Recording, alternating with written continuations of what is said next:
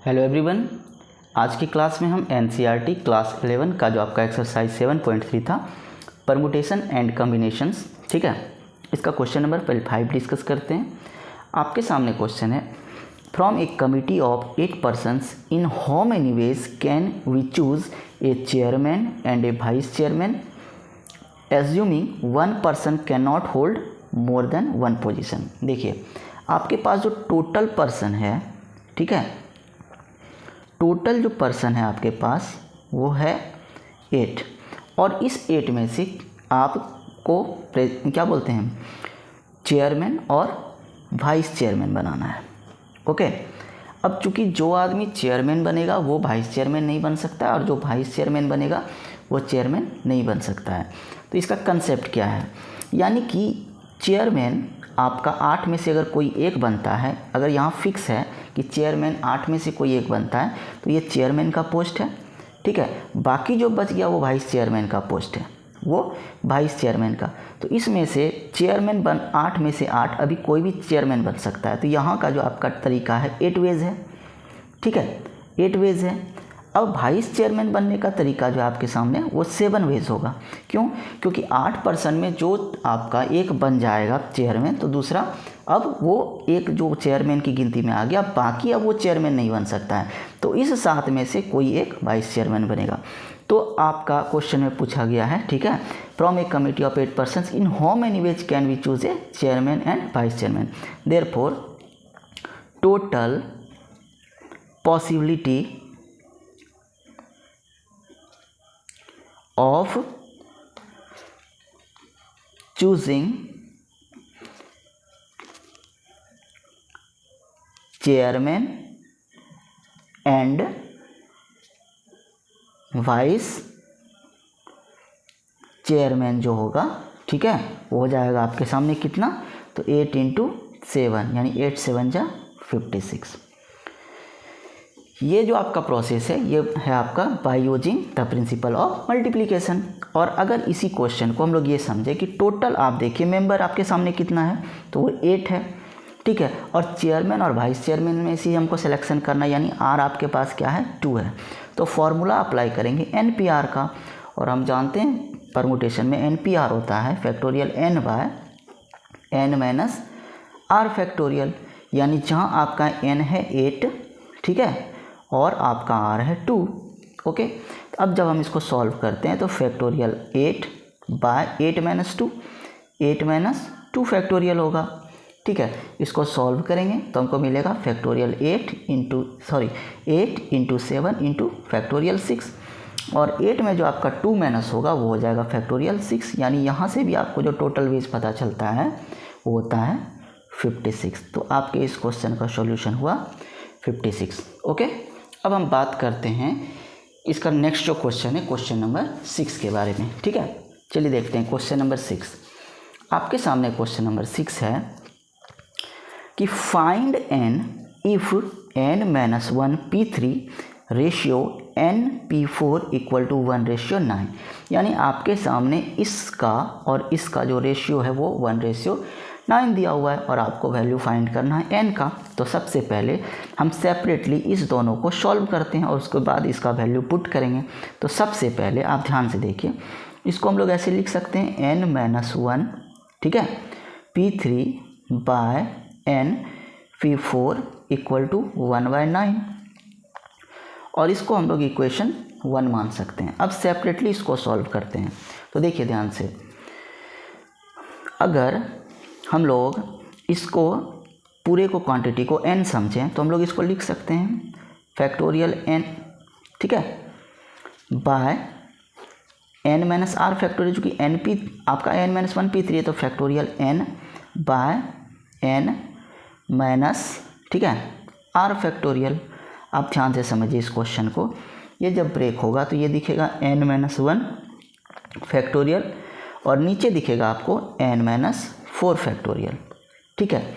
आप ध्यान से इसको समझिए, यहाँ से चूँकि हम लोग जानते हैं कि जब भी आप फैक्टोरियल में जैसे NPR होता है तो NPR में आपको जो भी होता है तो वैल्यू आपका क्वांटिटी घटते जाता है, तो अगर हम इसको घटाएंगे तो ये n-4, n-5, n-6 दिखेगा, तो इससे वैल्यू आपका नेगेटिव में जाएगा। बट अगर हम इसको ब्रेक करें, ठीक है, तो हमको वैल्यू दिखेगा n-1, ठीक है, उसके बाद n-2, फिर n-3 और n-4 फैक्टोरियल, और बाय में आपको दिखेगा n-4 फैक्टोरियल। तो ये आपका कैंसिल हो जाएगा, ठीक है, यानी ये वैल्यू हमको मिल गया इसका।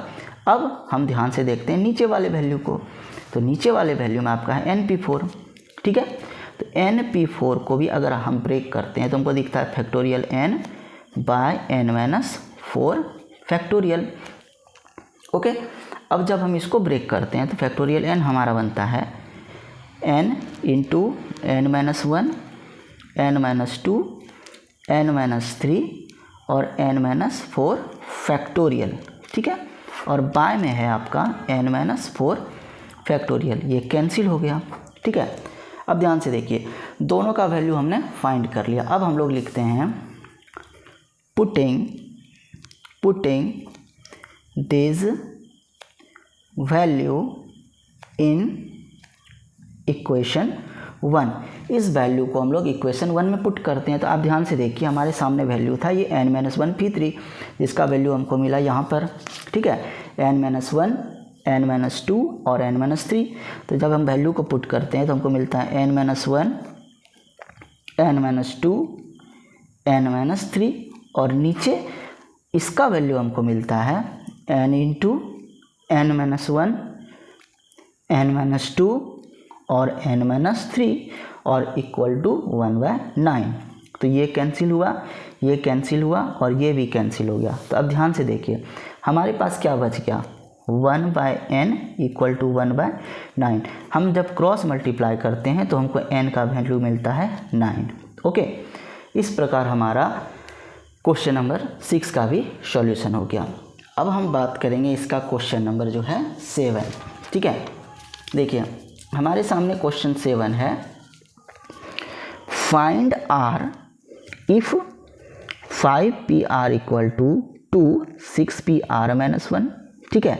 इसमें 2 क्वेश्चन है, तो सेपरेटली हम पहले क्वेश्चन को और दूसरे क्वेश्चन को भी सॉल्व करेंगे, जिसमें हमको वैल्यू फाइंड करना है r का, ठीक है। तो चलिए देखते हैं इस क्वेश्चन को। तो क्वेश्चन 1 है हमारा, ठीक है, कि 5pr इक्वल टू 2, ठीक है, 6pr-1। यहाँ से पहले हम इसको सॉल्व करते हैं, ठीक है। अब देखिए, चूँकि हमारा जो npr का फॉर्मूला होता है वो होता है factorial n by n-r factorial, यही अप्लाई करेंगे यहाँ पर। तो 5pr को हम लोग लिख सकते हैं factorial 5 by 5-r factorial, okay. अब देखिए, इसको जब हम ब्रेक करते हैं, ठीक है, क्योंकि npr है तो factorial n by n-r factorial, और जब इसको ब्रेक करते हैं तो देखिए ध्यान से, इसको लिखेंगे factorial 6 by 6-r-1, okay, factorial, okay. अब ध्यान से समझिए, factorial 5 by 5-r factorial as it is रहा, यहाँ पर 2, यहाँ फैक्टोरियल 6 बाय 6-r-1, ठीक है, 6-r-1, यानी कि -r और माइनस प्लस हो जाएगा, यानी कि आपको जो दिखेगा यहाँ पे आपको दिखेगा 6, चूँकि 7 हो जाएगा, ठीक है। तो 7-r फैक्टोरियल, ओके। अब हम चाहें तो इसको ब्रेक कर सकते हैं, तो इसको हम लोग कैसे ब्रेक करेंगे, ठीक है। तो ध्यान से देखिए, ऊपर है फैक्टोरियल 5 और यहाँ है 5-r factorial, 2 as it is रहेगा। क्या फैक्टोरियल 6 को, ठीक है, अगर फैक्टोरियल 6 को हम लोग एज इट इज़ रहने देते हैं, तो अगर इसको हम फैक्टोरियल पर तोड़ते हैं तो हमको दिखेगा 7-r into 7-r-1 into 7-r-2। अब हम रुक जाते हैं फैक्टोरियल पे। क्यों रुके, तो अब इस बात को ध्यान से समझिए। अगर हम 7-r ठीक है। 7 माइनस आर माइनस 2 करते हैं तो 7 में 2 माइनस हुआ तो होगा 5, यानी 5 माइनस आर फैक्टोरियल होगा। और 5 माइनस आर फैक्टोरियल यहाँ भी है तो इससे कैंसिल हो जाएगा ये वाला। ओके ओके आगे अब देखते हैं, यहाँ है आपका फैक्टोरियल 5, तो फैक्टोरियल 5 को जो कि ऊपर फैक्टोरियल 6 था तो इसको हम लोग लिख सकते थे, ठीक है, 6 × 5 फैक्टोरियल, तो यहाँ से ये भी आपका कैंसिल हो जाता। ठीक है, अब आगे नेक्स्ट स्टेप में देखते हैं। ऊपर हमारा कुछ नहीं रहा तो हम लोग इसको 1 समझते हैं और यहाँ आपका हो गया 6 × 2 = 12। अब नीचे देखते हैं 7 माइनस आर और इधर रह गया आपके पास 7 माइनस आर माइनस 1 यानी कि 6 माइनस आर।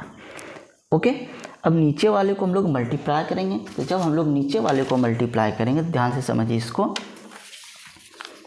क्योंकि यहाँ तो हमारे पास है 1 = 12, ठीक है, बाय इसको अगर इसके साथ मल्टीप्लाई करते हैं तो हमको मिलता है 7 × 6 = 42 minus 7r minus 6r plus r²।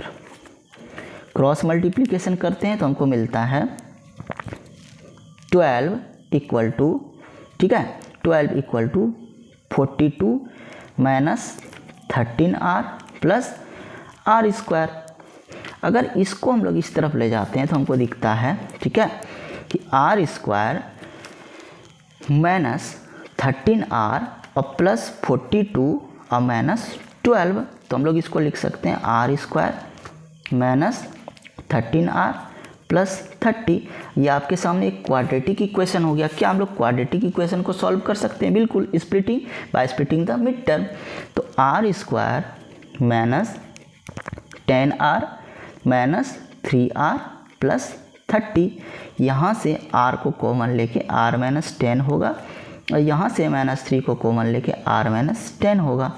ठीक है, तो यहाँ से r - 3 और r - 10 = 0। ठीक है, अब एक बार r - 3 = 0 और r - 10 = 0। अब यहाँ से r का वैल्यू हो जाएगा 3 और यहाँ से r का वैल्यू हो जाएगा 10। तो इस प्रकार हमारा जो है क्वेश्चन नंबर 7 का ये पहला क्वेश्चन कंप्लीट हुआ। देखिए, इसमें दूसरा क्वेश्चन है क्वेश्चन नंबर 2। अगर आपको पहला क्वेश्चन समझ में आया होगा तो दूसरा क्वेश्चन में भी हमको r फाइंड करना है। इस क्वेश्चन को भी हम लोग सेम प्रोसेस को अप्लाई करके बना सकते हैं। ठीक है, तो ये क्वेश्चन आप अपने से सॉल्व करने की कोशिश कीजिएगा। नेक्स्ट वीडियो में हम लोग बात करेंगे क्वेश्चन नंबर 8, 9, 10 और 11। Okay, thanks for watching.